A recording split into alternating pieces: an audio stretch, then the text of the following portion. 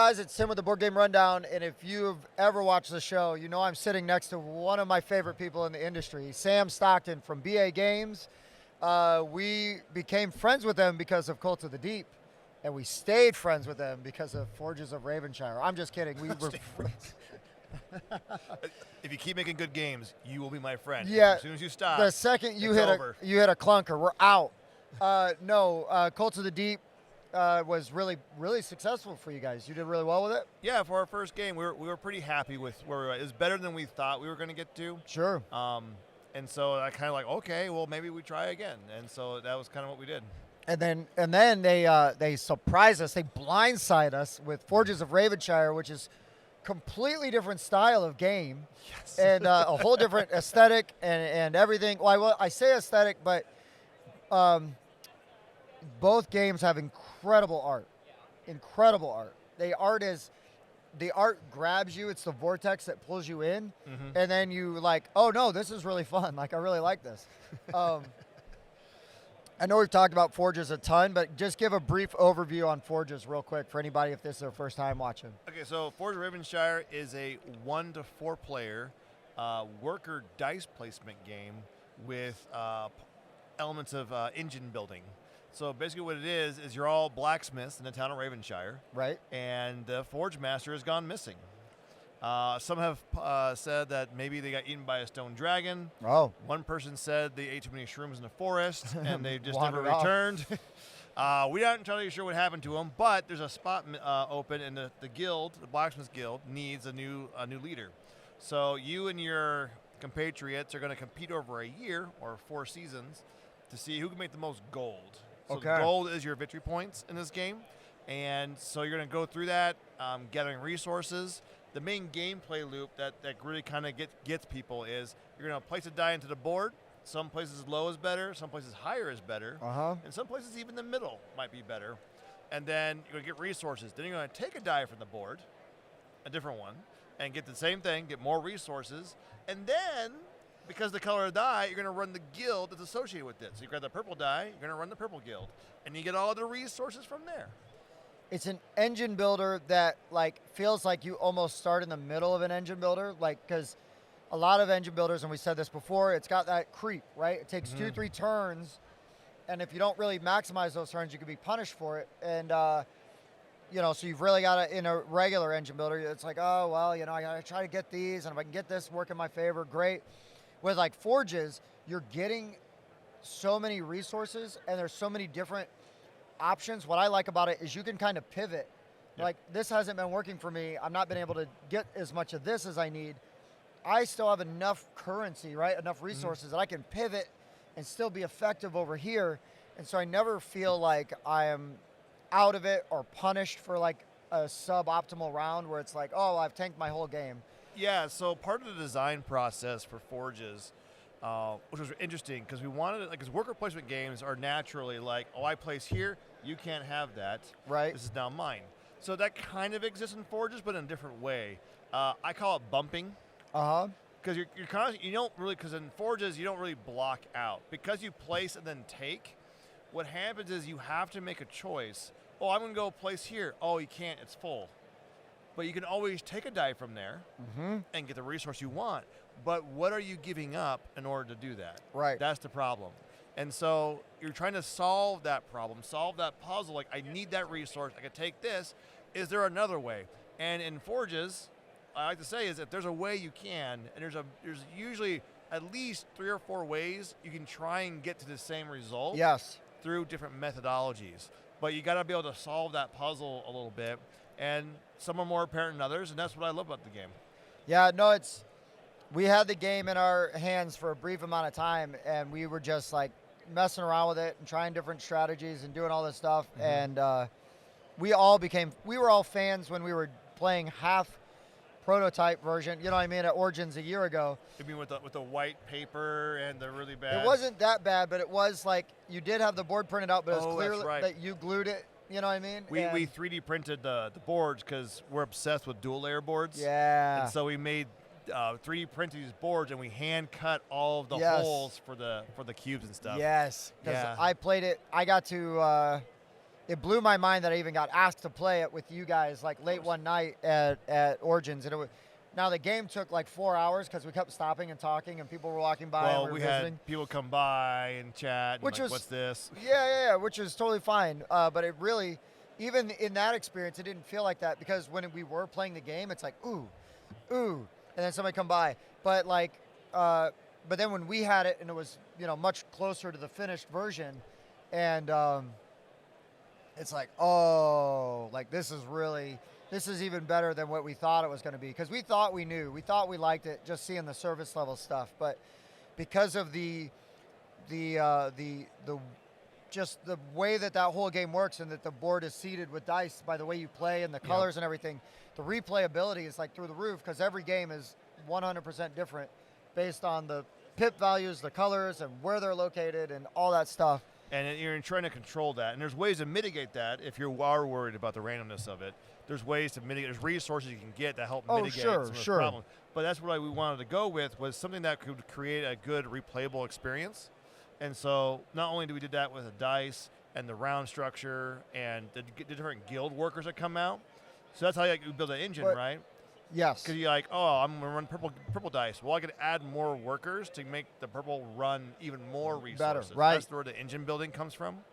But also there's a randomness in there, but we also have like achievements and goals at the end. Right. And then we added assistants. Right. Which give you like player powers. Right. So the goal there was like, man, I'm going to play this game differently now. And so that was the goal there for us. I love it. But, because my gripe is I don't love games that are kind of solvable or like the first 2 turns. Yeah. I do love them, but I don't love playing them with people that have solved it. Yeah, because then you're like, I'm an idiot, and Yeah. everyone else is smarter than me. Yeah. And this game, it's almost not possible because of the way the board's laid out, And there's still going to be people that are going to really try to min-max that as much as they can, and that's totally fine. But it feels like somebody like me that I play a little looser, I like to be on my feet. I love having the options, the ability to pivot, change, also, mess with my friends a little bit because I know there's only one of this color die on the board. I don't need it as bad as they do, but they're crushing me right now. So at least if I can take it, I can still do something very useful with this. And they're definitely not getting points. So that's one of the interesting things that kind of, when it came out, the game, because what happens is you have 3 color dice, right? Right. You have a purple, a yellow, and green. And there's a few, each of you start out with one of each, and there's 2 on the board. But what happens is when you want to really heavily build an engine, like the green, right? Like, oh, I'm going to add all these workers, I'm going to grab green dice. The problem is that you have the green dice, and you can't put them back into play that round. So what's happening is there's less and less green dice.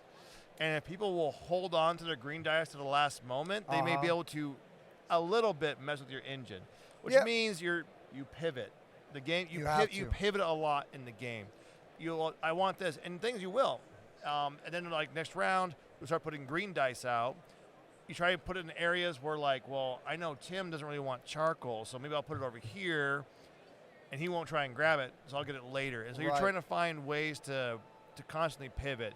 And even if they try and lock you out, you can't lock someone out. No, you can maybe instead of getting like 5 resources of that type you need, maybe you only get 3. You know what I mean? Well, you get 3, but maybe what you do is like, okay, well then I'll go over here, and I'll get more resources here. I'll grab this one, which will help me, like yellow, which will give me this thing I need to do a better contract. Yeah. So in that case, it may end up being fairly close to what you had originally, just doing it a different way, because the goal is most gold. So how are you going to do that? Right. It's a great game, man. It's a great game. Thank you. I don't want to be a jerk and say that it's better than Cult of the Deep, but Cult of the Deep is the best game of its kind. And Forges, they're very different. They're way different. They're 100% different. The whiplash we see at the convention has been hilarious. Yeah. So I was talking to Kurt Covert from Smirk and Dagger. And he's like, you wouldn't know this, but there's an underlying theme through all of my games, a thing that ties them all together.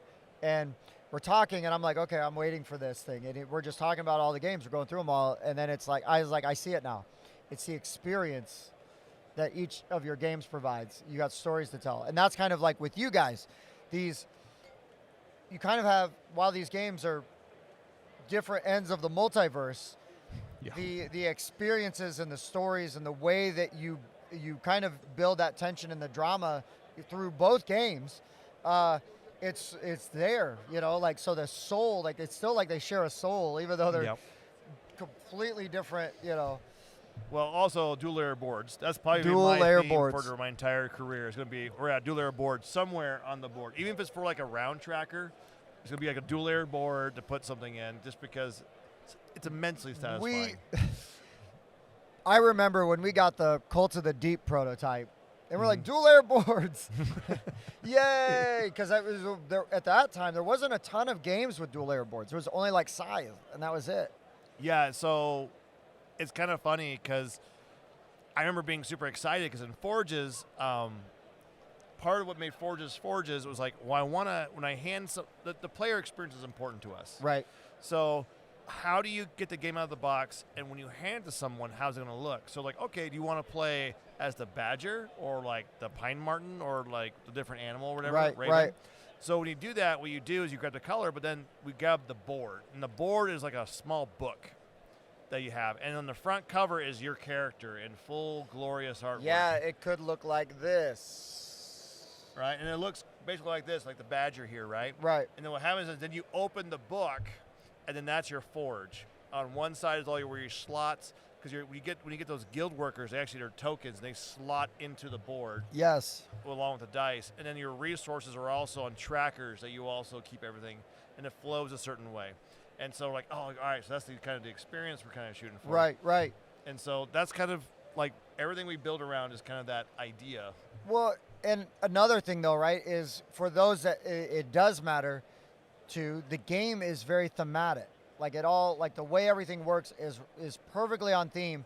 And sometimes, like in my own brain, I just try to see if I can re-theme something and like, how can I make this work? And I really can't do that too much with Forges. Well, thank you. So, and it's more like a mental exercise for me. You know what I mean? Just because I do like. So you go to the game like, how can I fix their mistakes? Yeah, no. How can I put my bad idea on top of their game? No, that's not what you're saying. I know you're like, I can do this better. I can do this better. I've never said that about designing a board game. You heard it here first. He is absolutely. Yeah, I can do it. He's like, Jamie Stagmeyer, I can do this better. I can do this better. Sam Stockton, I can do this better. Have you seen my game, Forges of Ravenshire? Oh, that's right. You did that at Origins. Yeah, we did, didn't we? Yeah, this is, he said Plorges of Flavorshire. or Flavorshire. Yeah. Like that. Oh, yeah, so it's a Guy Fieri themed Flavorshire. Yeah, to get the fire. Yeah. I remember that. So there we go. We're going to Flavortown, Flavorshire. You're making like sandwiches or something like that. Right. And Totally rethemed it already. It's perfect. Yeah. I just did a better version. You could sell that at diners, drive-ins, and dives all across the world. Yeah, I'm sure. Because that's what they're there for. Guy, if you're ever watching this, we'll do sponsorships. Yeah, so I'll make a board game for you. Yeah, we want sponsorships from him, Mountain Dew, you name it, we got it. Oh, that's a dream, really. Really? The reason why I'm doing this is so I can try and get a Mountain Dew sponsorship. Right? The Badger with a hammer in one hand and then a Mountain Dew in the other, because he fuels himself with that as he fuels the kiln and the forge, right? I really want to do a commercial for them and see if they'll do it. See, look at that. Look at that. You see a magic happen right here on camera. This is the moment. How you doing, man? Pretty good. I'm tired. Yeah. It's Sunday. Yeah. It's been 4 days. Oh, actually, no, 6 days for us. Yeah, you come in early. And what you guys don't realize is on the back end, when they have you pile in your stuff into this hall, there's no air conditioning on. None. And so you have, thousands of people in this hall all lifting and moving stuff and pallets. It's smelly. It's hot. It's humid. It's just like the air doesn't move as much. No. It's worth it, though. So, yeah, do that. Well, and we like to come in early in the morning to try and get because in the afternoon's the worst. But trying it in the morning where it's not as hot yet. Earlier the better. Yeah. Later, because then there's not as many people. Mm-hmm. And, And the best thing, too, is also we try to come the night before. So anyone who's traveling to conventions, if you can, please travel the night before. You will be so much happier during the convention. I know it's hard to get time off, but if you can come the night before, even if you leave late from work the day before, and get there like 2 a.m., sleep in a little bit, get up, you'll be so much happier. You can ease into it, because if you show up day of, you're in. Well, and you're stressed and you're freaking out and you're trying to find parking. But if you go the night before, you may stress out that before, but you get at least a nap before you start the day. Right. So it really helps so much to do that. See, pro tips. So when did you come in anyways? I had to work on Wednesday, so I came in Wednesday night. But But you got all your minions to do it, right? yeah, I guess they came in actually on Tuesday and set up most of the studio stuff. Yeah. Which I wouldn't have been able to help with anyways. Yeah. Because I am the performing monkey in front of the camera. Like the tech guys, they're the smart ones. They know how to get it all, the board set up, the camera's all set up. If you've been by the booth and you see what we've got, that's all because of the tech guys and all that stuff. So when I came in, we set up all the board game, like the giveaway and all that stuff. And so because I work retail and, you know, and stuff like that, product facing and getting it in a nice, you know, presentable way, I could do that, have a sleep, and have done it, have a sleep a few times this this week. But get it up, get it looking good, ready to go, kind of get a game plan. Usually, though, I would have been here either Tuesday night or Wednesday morning, you know, so I could ease into it. Yeah. But it's only a 2-hour drive for me, like, to come down here. Oh, that's So, nice. That's convenient. Yeah, I'm going to rub that in, like, Some of us are from Nebraska and got to take a little further drive. yeah, you know, and that's depressing to me because it's so far away, and I don't get to hang out with you but a couple times a year. I know. But Well, we're probably going to come through again, actually, before PAX. sweet. So the goal is maybe have a night before, maybe hang out, not go the entire way to Philadelphia in one day. Right. Which is like 20-plus hours. I'm not ready for that. So, Now, you've done PAX before. yes. How is PAX for you compared to like a Gen Con or an Origins? It's so funny how each convention is so different from each other. Yeah. So, like, to go through them, like, Origins is definitely a we're playing games kind of convention. So, like, most of Origins, the playing area is far, far bigger than the publishers Yes. and stuff area. And there's way more games happening. In fact, the convention starts for the playing a day before the publishers actually start. Oh, right. So, like, there's actually a divider. Like, the game hall is open and running games from the get-go, and then publishers come in, and then we start setting up our booths and stuff. So it's kind of interesting. So Origins is very focused on that, as well as retailers. A lot of retailers go to Origins. Oh, sure. Yeah. And that's because of Gamma. Right. Are you guys part of Gamma? You guys are We're part of Gamma. Yeah. For those who don't know, it's the gaming association, trade association that we're a part of. So shout out to my homies. Whoop, whoop. So Origins is very much play focused. Gen Con is a very retail focused. Yes. The publishing area is the largest area, though there's a lot of large areas. There around are. here. But that is most definitely the biggest part of the attraction, which is why we have people Walmart Black Friday for Lorcana. Well, there were people running over to Hachette Games for Sky Team. There was. Okay, that line for Sky Team, where's it at? Over here? Yeah. Yeah. So that's like what, 2,200, 2,100? Right. That line went all the way to the back of the hall and down to my booth at 400. It was that bad? Yes. Dang. That was Sky Team. well, Which then, sounds awesome. I'm excited for them. But they didn't have enough copies to get that whole line. There's no way. No way. I feel bad, but at the same time, it's like, good job, Sky Team. You did a Yeah, good no, job. that's great. That's great because you generate buzz and demand. It's same thing with Smirk and Dagger with the boop and boop. Oh, so they're right. They're that way. They're a little over this way, so they're not as big of a line. Right. That line went down the middle aisle all the way to my booth as well. Wow. So your booth is the nexus for the lines. Apparently, well, at least the start of them. And if they wanted to, they could have run the Lorcana line by your booth twice. Yeah, they could have wrapped it around. They probably could have like filled all of the hall. Yeah. Did you see how big it was? Yeah. So the Lorcana, for those who don't know, it starts like way down on one side of the hall in the hallway.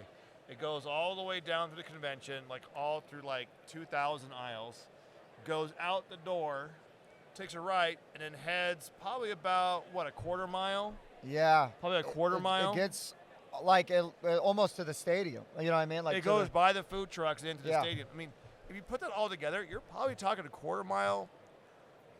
No, a half mile seems a lot, but I mean, maybe not. there's a lot. Because to walk the line would take me about 5 minutes, which is probably about, 0.3, 0.4 miles. And it seems like they were a lot better prepared after day one. Yes. And I don't know how they did not anticipate the madness, because I think everybody else kind of did. We all knew it. We saw it at Gamma. We saw it at Origins. We're like, this is insane. What are you guys doing? And they're like, oh, there's no line for Gen Con. I'm like, what now? What do you think's going on? Now, I'm not part of their business. They got their stuff working out. Maybe they had something to do. I'm not going to judge them as a publisher. But good night. Lord Kana is intense. It is is insane. I thought, I got an exhibitor badge, like the. You thought you were special. I thought I could get in. Well, like sometimes for us exhibitors, you can, once you get your booth set up, that's kind of my time to run around and say, hey, Sam, buddy, love you. Good to see you, man. Yeah. Run over and like meet some people that maybe I've only ever met via the internet, an email back and forth, and just it's kind of a nice time to be like, hey, you don't have people trying to buy from you right now. You got a minute? Yeah, like I can just talk to some people, and then sometimes I try to buy some stuff. You know what I mean? Like I bought Freedom from Academy Games earlier, the Underground Railroad game. And it's like, but some people won't even sell to exhibitors at all. Not just in the morning, but we had some people that were working the Stonemeyer booth talking to us last night, and I won't say what booth it was, but they wouldn't sell to them at all because they had exhibitor badges. They said, we don't even sell to exhibitors. That seems sad. And to me, that's kind of silly because, well, first of all, I get it if you were selling forges at your booth and you had 20 copies a day, and you're like, no, I don't want to sell. I want to be able to have everybody. That's fair. Because you could have 20 exhibitors come up and buy a copy. I also get it if you don't want to sell one person 20 copies so then they could run over and, eBay. Yeah, it's great you sold your game, but doesn't really help. That's the hard part sometimes about selling is I don't know who's a fan, who's not. Now, granted, I never had that problem. Right. So if you come to my booth, I'll sell it to you. Yeah. But Oh, thank you. It did bum me out though, like, because I was trying to get something for my sister, and it's like, well, we don't sell till 10, and it's like, well, gonna have to get one of the guys who's not working at the booth in the morning to go grab it for her at 10. That's kind of fair, I think. I wasn't mad about that because I understand. But I also feel bad because there's some people they can't get out of their booth all day. No, smaller booths. Especially the smaller publishers. We don't have the manpower or womanpower staff, mannequins to place in certain strategic areas in order to try and sort of run the booth. So we kind of live and die by our booth time in front of the booth. So but yeah, I was like so shocked and disappointed to hear like the whole, oh, we don't sell to exhibitors, or one guy told one of our crew, and he wasn't even there to like say, hey, we're Board Game Rundown. He was like literally just looking at a game that is very popular at this convention that my Kickstarter for it will arrive next month, but they had some air freighted in, and the guy looked at him and was not the designer of the game, but the person working the booth looked at him and goes, I don't even like talking to exhibitors. Led with it. But I'm a nice guy. I know. I think everybody at first I was like, what'd you say to piss him off? And he's like, I didn't say anything. I'm like, were you asking him for stuff? No, I was just looking at the thing. And it's like, so I don't get that, but. I mean, to each their own.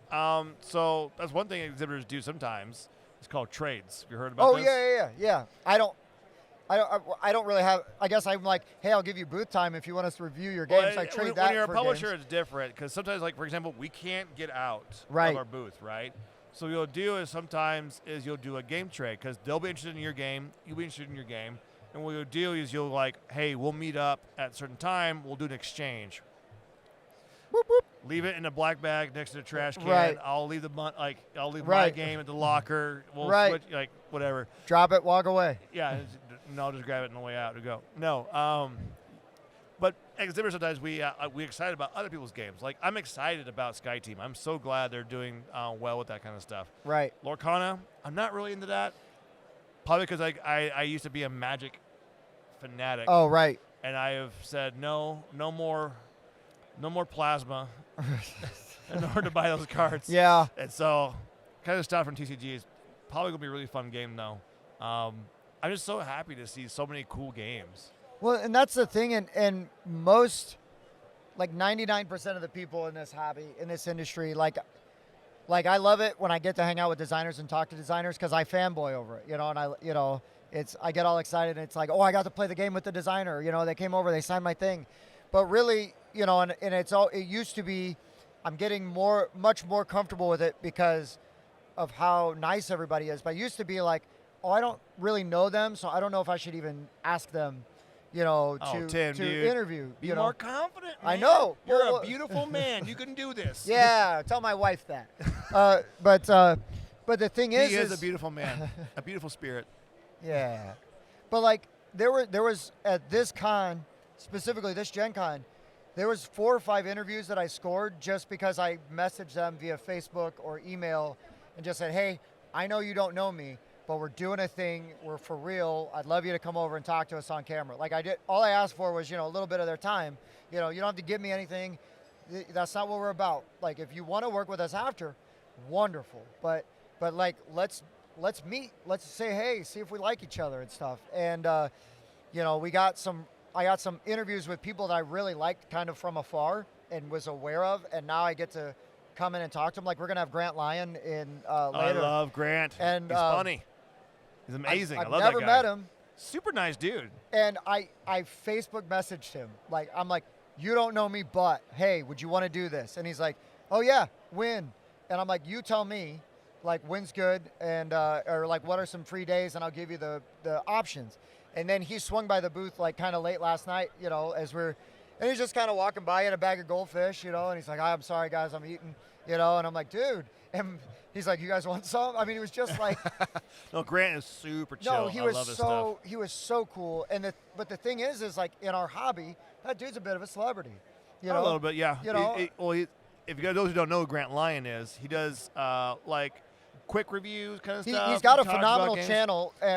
on Instagram and YouTube, right? Yeah. But he's a comedian. Yes. And I love comedy. And not like, haha, he's a funny guy in the board game group. No. He's actually a comedian. He is a legit who stand-up lives comedian. in an apartment with other comedians. And he says it's the worst thing trying to teach games with comedians because everyone's trying to put in a line or a joke. Everybody's trying to out-entertain each other And he's at the like, table, you just right? need to be quiet. Shut up, I'm teaching a game. If you ever get a chance, he does shows at Origins. Yes. I'm not sure if he did one here at Gen I don't Con. remember if he did or not. I never get to go to any of those things because But I'm always... I went to a show at Origins, and it's freaking funny. Like, Yeah, dude's legit. He nails board gamers to a T. Oh, yeah. Yeah, well, and his stand-up was funny, like, because when I found out about him last year at Origins, Yeah. and it was like, oh, we'll see what this guy is, like, if he's any good. And I'm, like, legit laughing, and then I start going down the YouTube rabbit hole, right? And you get in deep, and you're looking at, like, stuff that he, like, bits from 10 years ago, that he did. And he had a completely different look. You almost wouldn't even recognize him because he didn't have the colored glasses and then the big mustache. Yeah, he's on incognito at that point. Yeah. When the color glasses come off, he's like, I'm undercover. Right. And, but yeah, he's super funny, and I'm really excited. But again, like, he didn't have to be nice. He didn't even have to answer. Well, and that's what's so interesting with this industry, because, like, even I have fanboy moments, right? Yeah. Like, just because you, like, get more into the industry doesn't mean you lose that part of yourself. Right. So, like, even talking to, like, people who've been like, oh, I've been doing it for 20 years, and, like, yeah, people are fanboying over them. They have people they fanboy They are over. fanboys of, yeah. They're like, you see that all the time. Celebrities also are fanboys or fans of other celebrities. Right. It's weird to see. It's weird to see happen. It's kind of fun. But, like, I know I've met a number of content creators. I'm like, well, hello. Hi. How you Hi. doing? Be my friend. Be my friend. Please come here. Talk I don't to want to us. approach you and be aggressive. I'm trying to be nice. Right. Protect your space.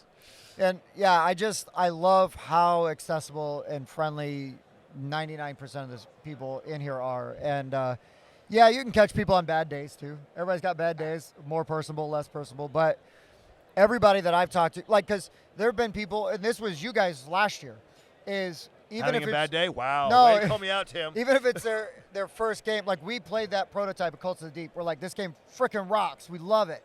And then we were all excited to meet you guys. You know what I mean? And I say you guys because it's you and Ed, like the whole family, right? Like the crew, the Stockton crew, The brotherhood. the Descends, And but we were immediately like absorbed and Well, I'd probably give you a hug. and I loved it. Yeah, no, you guys yelled at us like we were walking by, like, and we were so excited. We're like, what?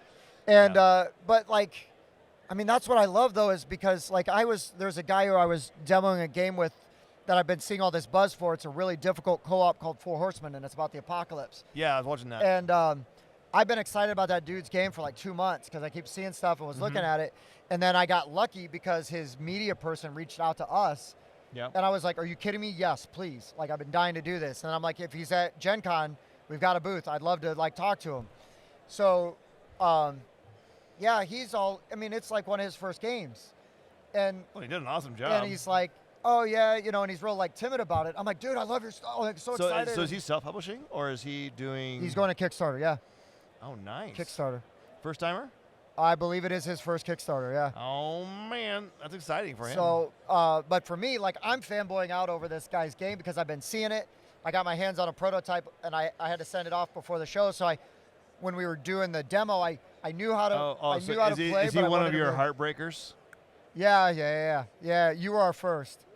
You were our first heartbreaker. I'm glad I'm the first. We got that Cult of the Deep demo prototype, and yeah, Bob was so sad we had to send it along. And then Sam teases us again because he drives across the country and brings us a Forges of Ravenshire prototype, which he then left with us for a couple weeks to just really let us grow to love and like dig into the game. And then right when we're like about to propose marriage, he snatches it away and we have to send it off. I'm sorry, you're getting too close to that game. Yeah. It had to move on. I couldn't afford to have that game stay there. For the safety of everyone involved, it was definitely what we needed to do. No, we loved it, but then the cool thing though is that like we get to fanboy over that stuff, and and I try to really make it known that everybody that comes on, like I really appreciate it. I appreciate their time, because you're busy as hell, man. I was almost not even going to ask you because we have access to you. We track him. Wait. Yep. Is there an app on your phone? We'll talk about that later. Oh. Money may have changed hands with one of your brothers. Oh, that makes sense. That makes a lot of sense. Yeah, you were sold out very quickly. I would take like, hey, Ed, here's it is right now. Yep, done. But yeah, man, but I really I try to be aware and conscious of your time and respect that, because we're just trying to help build you guys up, promote you guys, because we're excited about it, and I'm lucky. I'm so lucky, stupid lucky to get to do what I do, that because I get to just hang out. It's work and we're busy, but like at these conventions, I get to see all of my favorite people. You know what I mean? Like next year I'm trying to bring my wife and kids because I want them to feel like all of this that I feel and get to do. And it's ever since Origins last year, it's like, okay, we're set up. Where's BA? We got to go find BA. we got to go find him. And if we buzz by and you guys aren't there, it's like, all right, we'll be creeps and come back later. Or lurk, like. Is that why I see Bob like his head inside and he's like looking at me? That may be a reason. Okay. You count your demo copies before you leave town. Oh, you're probably right. I probably should do that. yeah. It took me a while to find that one. It was a different spot than I thought it was going to be. Well, good thing this is doesn't have everything in it, because we'd be in trouble. It was supposed to have everything in it. Oh, it does? It's supposed to, but it's not. No, I think Bob might have. I think he might be slowly taking stuff out of it. Yeah. As it comes, he goes by and he just pockets a few die. You can't take the whole thing, and it's obvious. But right. But he takes. Here's one board. Yep. Here's a bag of cubes. Oh, now I'm gonna get the Ravens on my next pass. When I get that. And then he's buying. What he did then was, when I was buying the pin yesterday that you guys were selling. Is that why you were there? Yeah, he snuck in behind you guys. Whoop, He made a big scene about it. Like, oh, I'm buying a pin. Oh, hey, everybody, I'm here buying a pin. You should come and buy one. I thought you were just being helpful. Yeah, I was. To Bob. Oh, but Sam, I got to talk to you all day, man. But I want to. I know. I look forward to when we have an opportunity to just hang out. Well, it's nice because I'm like, oh, I got to go do a work thing. I got an interview. Right. Sorry, guys, got to go. Right. But you guys are so good to us. I love you guys. I'm so grateful for not just you giving us opportunities with your game, but like, if you are a aspiring designer or content creator, this man knows so many people, has so much knowledge, and is so generous with his time with it.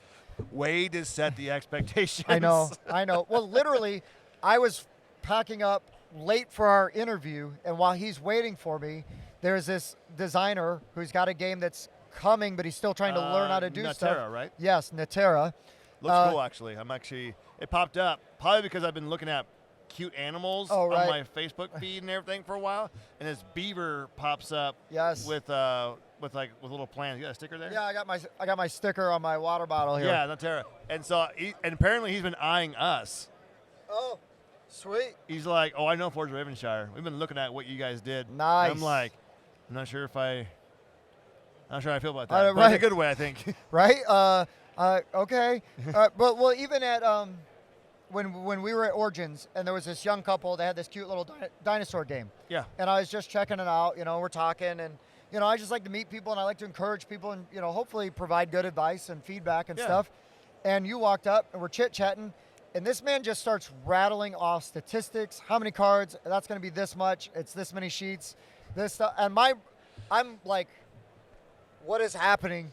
Well, that came from a hard-learned lesson. Oh, sure. Because when I first did Cold to the Deep, I wanted to learn the industry because I had no clue. Oh, right. So I got quotes from 20 different manufacturers. Oh, I wow. apologize, by the way. But I got quotes from everybody and talked to everybody. Yeah. And I found out that each manufacturing place is a little different. And they also know things, because every person is in charge of your projects. They have a certain specialty, as you will. Sure. Some places do miniatures really well, and they'll give you good information about molds that you wouldn't get with other manufacturers. Right. Some people do dice really well. And so actually, when you actually do publishing, you need to look at what manufacturers, what are they really good at? Right. And how do I leverage that towards your game? So if you're real heavy on dice and you want your dice to be something more than just a generic die, you need to look at manufacturers who do really well in dice. Makes sense. So it's kind of interesting. Well, that's my point. You Crap, I just did it again. have so much knowledge. So much knowledge. He's setting the bar right here. But no, if you need help, reach out, man, because this guy, he knows a ton of stuff. And I'm trying not to be preachy. Please don't take us being preachy. I like sharing information with people about all the stuff that's involved. Well, no, but what I also like is that you don't sugarcoat it either. You're like, hey, this is what it is. These are what to expect, because I see a lot of people, there's a lot of games that I've seen in prototype form that still haven't come out, and maybe they've even had a failed Kickstarter already, and I loved that game, but it's like, what was it? Where's the miss? Sometimes you can have a miss and it's just bad timing. Sometimes it's a bad this and that, or sometimes it's the knowledge that you didn't have, the things you didn't know that you didn't know. That's the problem. There's always things you didn't know, and you're not sure what they are. Right. And so talking to people like Sam and just reaching out, and because if Sam doesn't know, he probably knows somebody who does. I'll find you someone. Yeah, he will. That's not a threat. It might be, but it's definitely. Well, I won't find you. I'll find someone who can help you. Yeah. So you're threatening a random person to be determined. Sure. Okay. I like planning ahead. That's the price of knowing me. That is. So eventually it's going to happen. I'm going to get questions about starting a content creation. And I'm going to be like, I know a guy. And I'm going to go to Tim and be like, Tim, it's time to pay the piper. Oh, okay, fine, I'll do it. No, if that ever happens, that would be crazy. It's going to happen. But it would be super humbling and flattering to do. But Sam, thank you so much for your time, man. It is always a pleasure. I genuinely love you. You're like family to me. You're one of my. Oh. Whoa. Oh, sorry. What? We're on camera. He's seriously like one of my best friends, one of my best contacts that I've made, and it's like, you're such a valuable resource. Just good people all around. Everybody, your whole family, even Ed, super fun. Yes, Ed. We're talking about you. Yeah. Well, he'll love that. It doesn't matter what we're saying as long as we're talking about him. As long as we say his name, he'll like. Yeah. He's probably lurking somewhere now. We've said his name enough times. He might be summoned. That might be true. He always comes places where you don't expect. That's right. But guys, thanks for watching. Reach out to Sam, to BA. Reach out to Sam. Check out Forges of Ravenshire. Is Pledge Manager all closed up? So. Oh yeah, we should do that, right? Oh, thank you. I totally forgot about it. So Kickstarter ended about 2 months ago. We're currently taking pre-orders. Okay. We're doing a Gen Con special. So if you go on right now to pre-order, it's $10 off the base game level. We also have the extra add-ons and things at full price for that. But the base game is $10 off. And that'll be available probably for about another week or two, because August 15th, we will be locking a lot of the stuff to Pledge Manager. We'll still be taking orders after that, but you won't have the extra $10 off. Right on. But we'll probably take orders all the way till we actually do it, but now is a good time. Now is the time. So if you're interested, just you can go to a few places, BA Games Co. Uh-huh. B as in boy, A as in apple, gamesco.com. Or you can go to the Kickstarter, Forges of Ravenshire, or look at it on BGG, and we'll have links there and stuff. So anything you want to do, go find it, check it out. If it's your game, we would love to have you join us. Yay! Seriously, check them out. They're wonderful. If you see them at a con, chat them up. Tell them Board Game Rundown sent you. Even better. Oh, in that case, there's going to be a tax. Yeah, I love it. I love it. Sam, thank you so much. Thanks, man. For the Board Game Rundown, I've been Tim.